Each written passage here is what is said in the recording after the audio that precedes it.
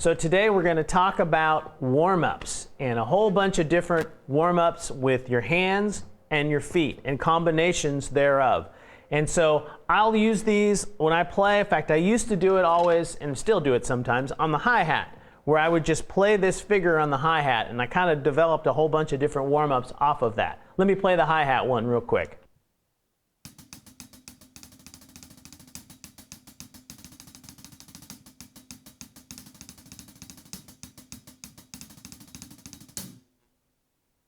So that's a combination of singles and doubles. So I'm playing alternating singles to doubles, then alternating singles to singles just as fast as the doubles work. All right?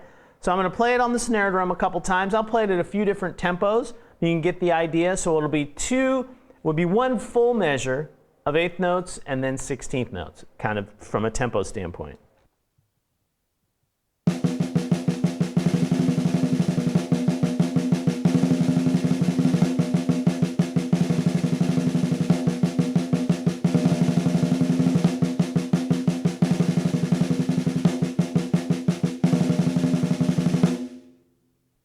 So at that tempo, it's kind of in between where it's a little hard to play the doubles clean, and then it's kind of medium for the singles. So this time I'm going to do it faster, and so I have to really work on the cleanliness of the doubles and then really getting my fingers going for the singles, right? So that's what's great about this is, you know, basic drumming, single strokes, double strokes. That's kind of our foundation.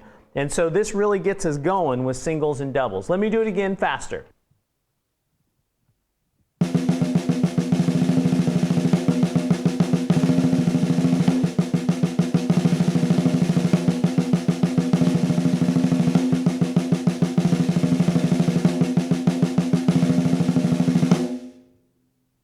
So you can see when I'm playing it that way that I'm really using my fingers and staying super loose, right? We don't want to try to play singles like that because it won't work. We can't go that fast. So we got to play nice and loose and relaxed. Again, it's a great exercise for building up your hand speed and really pushing yourself to go as fast as you can.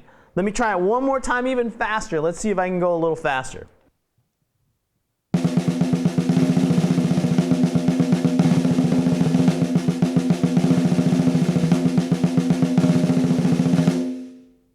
That's kind of pushing it about as fast as I can go with singles to keep them clean and in rhythm. All right? So a great exercise. You can move that around the drums. You can do all kinds of stuff with it.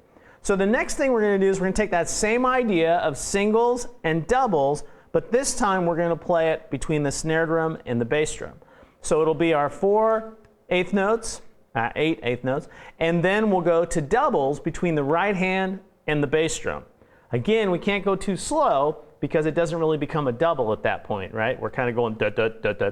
We want to make sure that we're doing doubles and really practicing the double strokes. So I'm going to go pretty quick, and so at about da da da da da da da da da da, about that tempo, all right?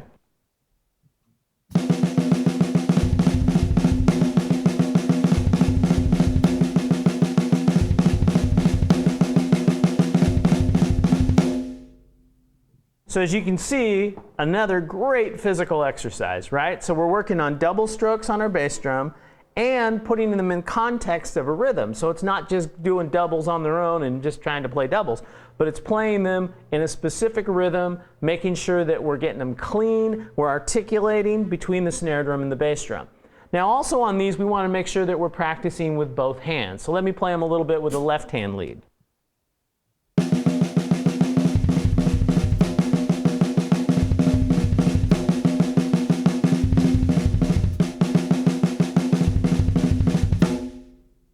I messed that one up a little bit.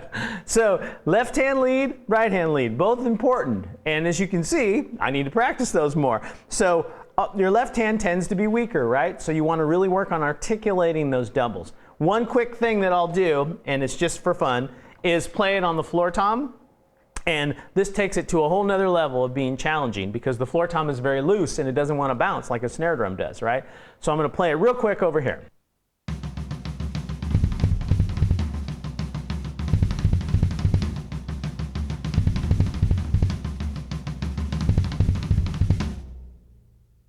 So that'll make your hands hurt. So I'm really having to pull out those doubles over here because this does not bounce like this does at all. And so I have to really work hard to get it out, right? Okay, so again, good just hand, feet exercises. One last thing between the hands and the feet is playing singles and then singles between your snare drum and bass drum, okay? I'm gonna do this kind of slow, so whoop, one more time.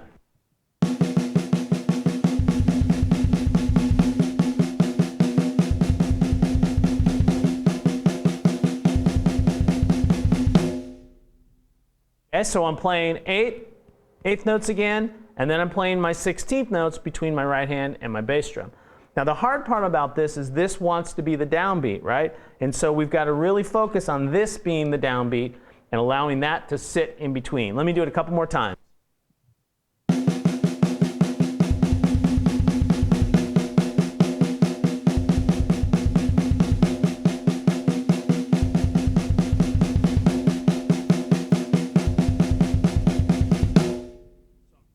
So I'm really trying to make a point of so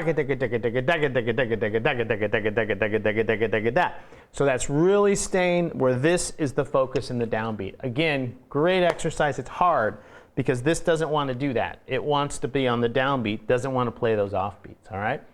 Okay, one more thing I'm going to walk through with you, which is utilizing the book Stick Control. Classic book, been around forever. And so I have a page of stick control here. This is actually the second set of exercises, so 25 through 48 on page 6. Obviously page 5 is the same thing, it's just different stickings. So the idea on this is you can do this 100 different ways, but what we're going to do is we're going to play bass drum on quarter notes, hi-hat on 2 and 4, and we're just going to read these down and just play through them and just trying to keep the snare drum, or whatever you play them on, super, super even and consistent, right? It's not terribly difficult to do that, and again, the rhythm never changes. It's really about evenness with sticking. Once we do that, then we're going to change our foot pattern a little bit, make it a little harder. So let's try it with the quarter notes and hi-hat on 2 and 4.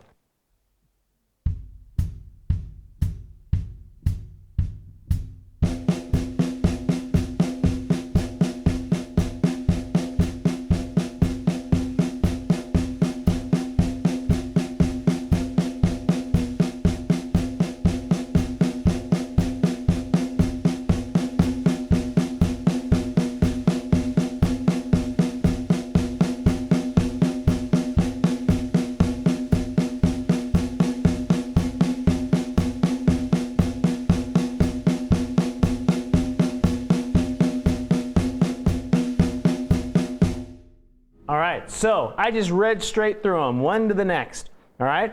The idea is I'm trying to make the snare drum sound like, I don't want you to hear my sticking, right? I want them to be even and consistent, just all the way through, right? That's the idea. Okay, so now we can take that same thing and we can play bass drum on quarter note, hi-hat on the and. So boom, chick, boom, chick, boom, chick. And now a lot of that sticking sits weird with, again, this right hand, left hand stuff, right foot, left foot, of how we want to link things together with our right hand. This really helps separate that. One of the things I always talk about is there's no such thing as independence. Everything is dependent upon one another. And this is a classic example of that because it wouldn't be hard if it was independent. We'd just say, play this, play that, done. But it's the fact that our left hand is going against what our right foot is doing and vice versa. That's what makes it challenging, all right? So I'm going to take the second half of this page. I'm just going to read them down, but I'm going to play the 8th note on the hi-hat like this.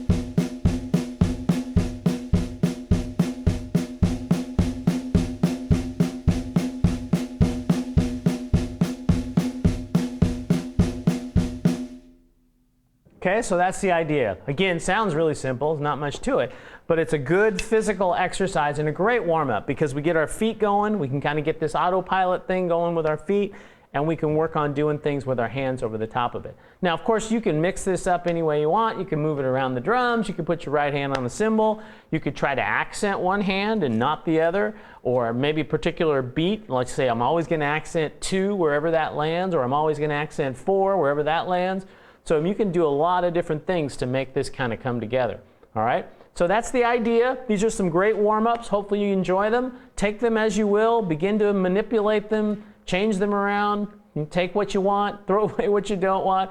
The idea is we want to be able to get things moving and work on singles, doubles, combinations with our bass drum, doubles on our bass drum. Always a great exercise for a physical warm-up. All right? Hope you enjoyed it, and thanks for watching.